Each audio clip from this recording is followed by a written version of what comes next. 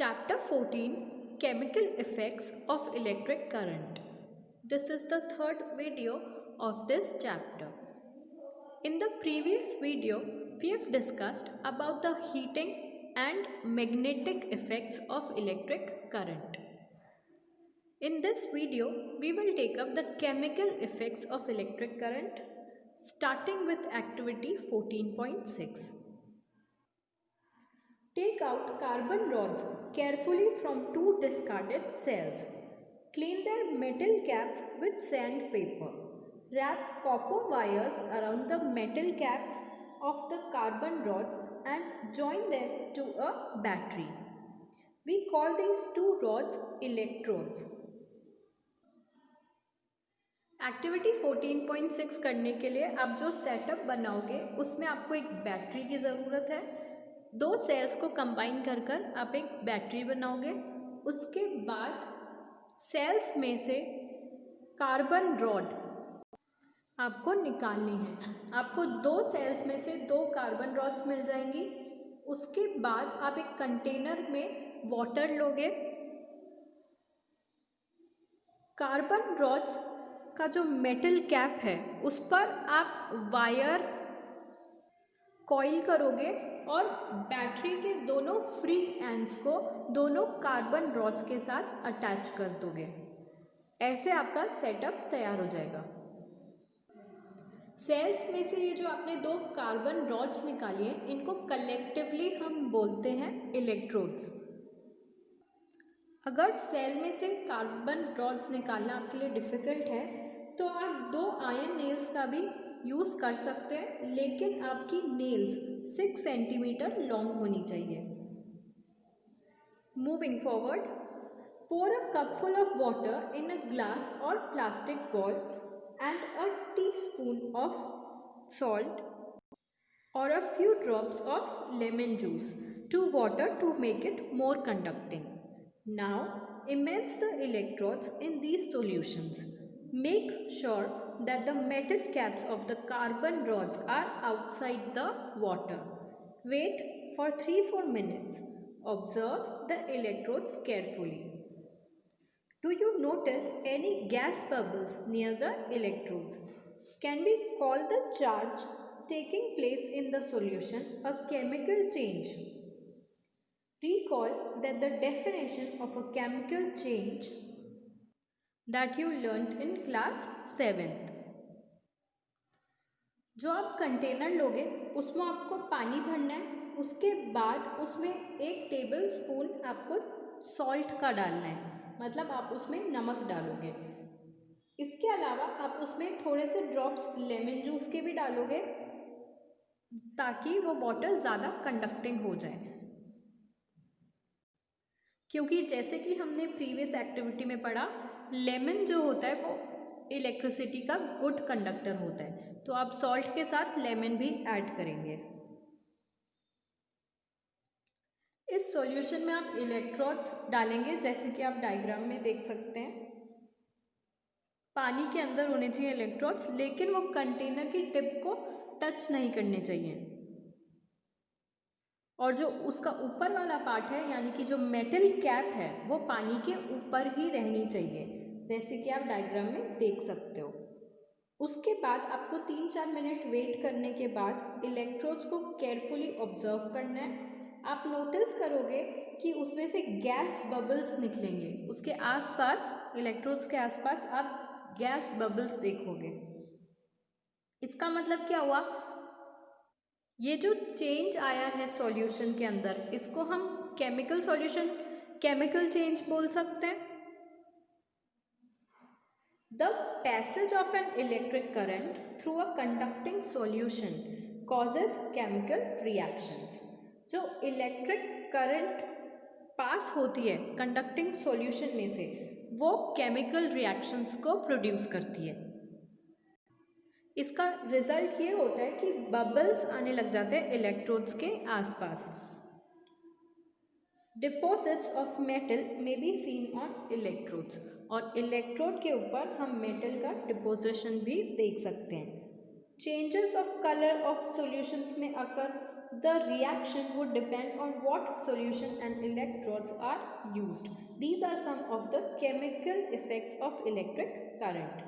इसके अलावा metal deposition के अलावा और बबल्स के अलावा आप सॉल्यूशन का कलर चेंज होते हुए भी देख सकते हो, लेकिन ये डिपेंड करता है कि आपने सॉल्यूशन कौन सा लिया है और इलेक्ट्रोड्स कैसे यूज़ किए हैं। तो इस एक्टिविटी से हमको केमिकल इफेक्ट पता चलता है इलेक्ट्रिक करंट का, क्योंकि इस एक्टिविटी में जब इलेक्ट्रिक करंट पास हुआ तो केमिकल चेंजेस हुए सॉल्यूशन में। इसी के साथ आपके हीटिंग इफेक्ट्स, मैग्नेटिक इफेक्ट्स और केमिकल इफेक्ट्स खत्म हो गए। Now we are starting with a new topic that is electroplating. What is electroplating? The process of depositing a layer of any desired metal on another material by the means of electricity is known as electroplating. Electricity की मदद से किसी भी metal की परत को किसी और मटेरियल पर चढ़ाना इलेक्ट्रोप्लेटिंग होता है। फॉर एग्जाम्पल हम एक मेटल लेते हैं एलुमिनियम। अगर हमको एलुमिनियम की एक लेयर किसी और मटेरियल पर चढ़ानी है, अगर हम उसे इलेक्ट्रिसिटी की हेल्प से करते हैं तो उस प्रोसेस को इलेक्ट्रोप्लेटिंग बोलेंगे। Now you know that a brand new bicycle has shiny hand liver and wheel RIMS. However, if these are accidentally scratched, the shiny coating comes off, revealing a not so shiny surface beneath. You might have also seen women using ornaments which appears to be made of gold. However, with repeated use, the gold coating wears off, revealing silver or some other metal beneath. In both these cases, a metal has a coating of another metal. Do you wonder how a layer of one metal can be deposited on top of another? Well, let us try to understand doing ourselves. जैसे कि आपने एक नई cycle ली है, उसमें नई RIMS डली हुई हैं और उसका हैंडल भी नया है और सब कुछ नया है, लेकिन एक्सीडेंटली अगर उस पर स्क्रैचेस पड़ जाते हैं तो ऊपर की शाइनी लेयर जो है वो हट जाती है और एक बहुत ही रफ मटेरियल आपको दिखने लग जाता है। या फिर आप ज्वेलरी का भी एग्जाम्पल ले सकते हो। जैसे जो ज्वेलरी आर्टिफिशियल होती है उसमें ऐसे लगता है जैसे गोल्ड की ज्वेलरी है वो, क्योंकि उस पर गोल्डन कलर की लेयर होती है, लेकिन जैसे जैसे हम उसको यूज़ करते हैं वो लेयर हटती जाती है। लेयर के हटने से ये पता चलता है कि एक मेटल पर दूसरे मेटल की लेयर लगी हुई है। ये लेयर्स हम कैसे लगाते हैं वो अब हम एक्टिविटी से समझेंगे। We will need copper sulfate and 2 copper plates of size around 10 cm into 4 cm. Take 250 ml of distilled water in a clean and dry beaker. Dissolve 2 tablespoons of copper sulfate in it and a few drops of dilute sulfuric acid to copper sulfate solution to make it more conducting. Clean copper plates with sandpaper. Now rinse them with water and dry them. Connect the copper plates to the terminals of a battery and immerse them in copper sulfate solution. सबसे पहले तो इस activity के लिए हम setup करेंगे। Setup करने के लिए आपको कॉपर सल्फेट चाहिए होगा और 2 कॉपर प्लेट्स चाहिए होंगी जिनका साइज अराउंड 10 सेंटीमीटर टू और विथ 4 सेंटीमीटर ये होनी चाहिए। उसके बाद आपको डिस्टिल्ड वाटर चाहिए होगा 250 ml, जो कि एक क्लीन और ड्राई बीकर में आप लेंगे। उसके बाद उस बीकर में जिसमें आपने 250 ml डिस्टिल्ड वाटर डाला है उसमें 2 चम्मच कॉपर सल्फेट के डालने हैं आपको और उसमें डाइल्यूट सल्फ्यूरिक एसिड मिलाना है ताकि कॉपर सल्फेट सॉल्यूशन जो है वो ज़्यादा कंडक्टिंग हो जाए, क्योंकि जो डाइल्यूट सल्फ्यूरिक एसिड होता है वो इलेक्ट्रिसिटी का गुड कंडक्टर होता है। इसीलिए जब आप उसको कॉपर सल्फेट सॉल्यूशन में डालोगे तब वो उस सॉल्यूशन को भी ज़्यादा कंडक्टिंग बना देगा। उसके बाद आपको कॉपर प्लेट्स जो आपने लिए हैं उनको सैंड पेपर से साफ़ करना है, उनको धोना है और फिर सूखने के लिए रख देना है थोड़ी देर।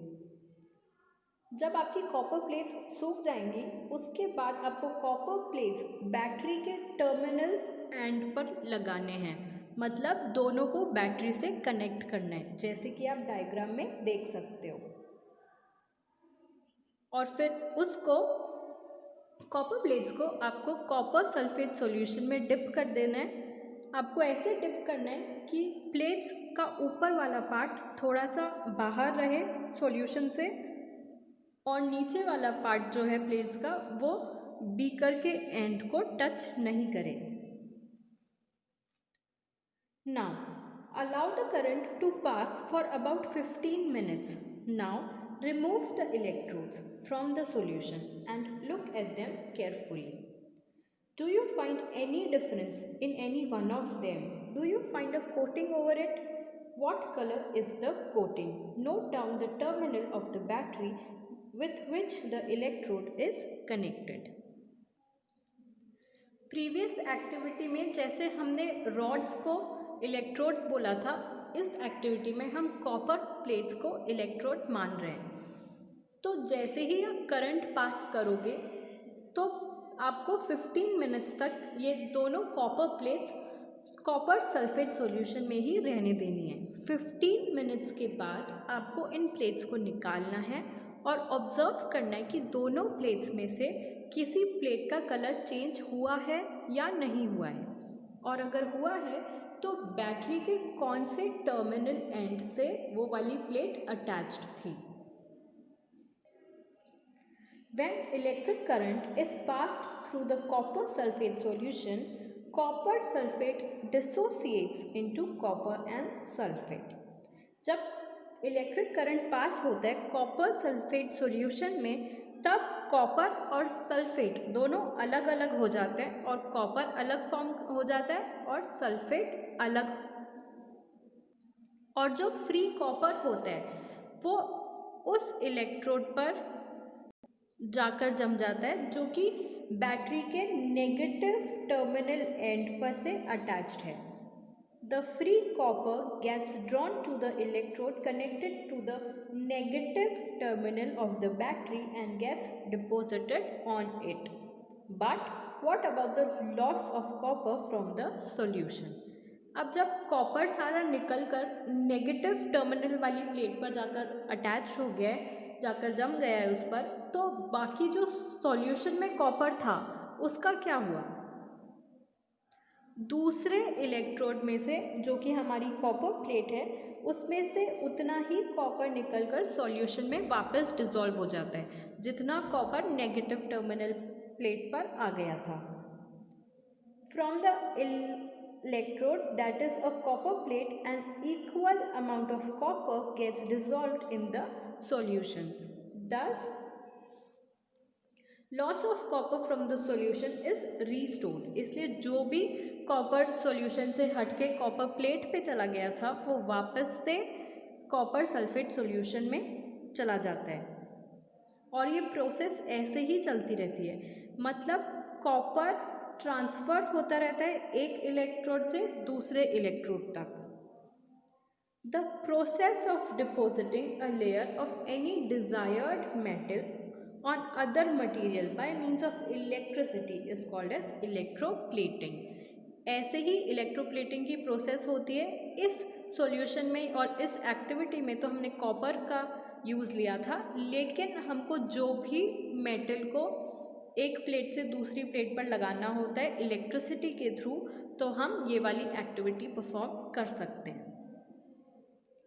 जब किसी मेटल की लेयर किसी दूसरे मटेरियल पर डिपॉजिट करनी होती है या फिर लगानी होती है लेयर इलेक्ट्रिसिटी की हेल्प से, तो इस पूरी प्रोसेस को इलेक्ट्रोप्लेटिंग बोलते हैं।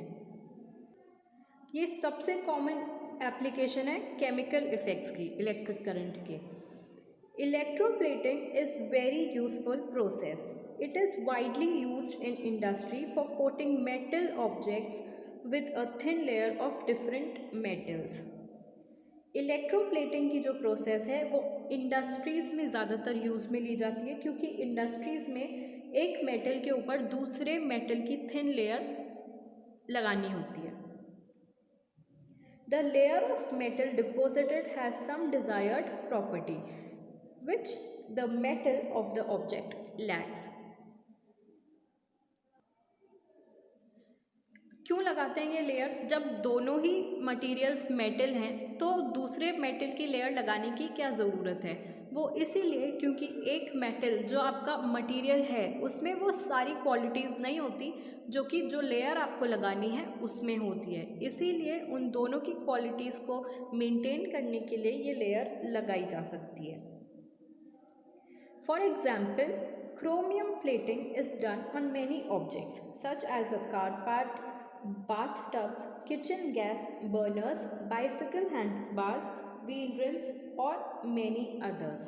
क्रोमियम की प्लेटिंग इन सारी चीज़ों पर लगाई जाती है. क्यों लगाई जाती है? क्योंकि क्रोमियम जो होता है वो एक बहुत ही शाइनी अपीयरेंस देता है किसी भी चीज़ को, और कोरोड नहीं होता, उस पर जंक नहीं पड़ता, स्क्रैचेस को भी रेजिस्ट कर देता है. इसीलिए क्रोमियम एक्सपेंसिव भी मिलता है और ये ज़्यादा इकोनॉमिकल भी नहीं है. अब क्योंकि ये बहुत ज़्यादा एक्सपेंसिव है तो हम पूरा मटेरियल तो क्रोमियम से नहीं बना सकते, इसीलिए हम दूसरे मेटल जो कि चीप मेटल्स होते हैं उनको यूज़ कर लेते हैं ऑब्जेक्ट्स बनाने के लिए, मटेरियल्स बनाने के लिए, और उस पर एक बहुत ही पतली लेयर क्रोमियम की लगा देते हैं क्योंकि वो कंपैरेटिवली सस्ता पड़ता है. Jewelry makers electroplate silver and gold on less expensive metals. और जो हैवी ज्वेलरीज नहीं खरीद सकते वो आर्टिफिशियल ज्वेलरीज पर सिल्वर और गोल्ड जैसी अपीयरेंस जिसकी होती है उस पर इलेक्ट्रोप्लेटिंग की प्रोसेस से दूसरे मेटल की लेयर लगा देते हैं. These ornaments have appearance of silver or gold but are much less expensive. ये तो सबने देखा होगा कि वो दिखते एकदम सेम सिल्वर और गोल्ड मटेरियल्स की तरह ही हैं, लेकिन वो कंपैरेटिवली चीप होते हैं. Tin cans used for storing food are made by electroplating tin into iron. Tin is less reactive than iron. Thus, food does not come into contact with iron and is protected from getting spoiled. Food को contaminate होने से बचाने के लिए tin cans use किए जाते हैं और वो इलेक्ट्रोप्लेटिंग की प्रोसेस से ही बनते हैं. ऑटोमोबाइल्स में और जब ब्रिज बनते हैं तब उन मेटल्स पर भी जिंक की एक कोटिंग लगाई जाती है ताकि कोरोजन नहीं हो उनमें और रस्ट फॉर्मेशन नहीं हो उस जगह. In the electroplating factories, the disposal of the used conducting solution is a major concern. It is a polluting waste and there are specific disposal guidelines to protect the environment. Electroplating factories जो होती हैं उसमें बहुत ज़्यादा waste materials निकलते हैं जो कि बहुत पोल्यूटिंग होते हैं.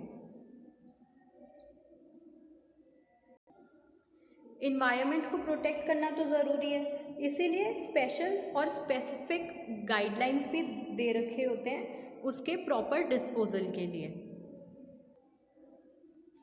Okay, so with this we are done with chapter 14 chemical effects of electric current.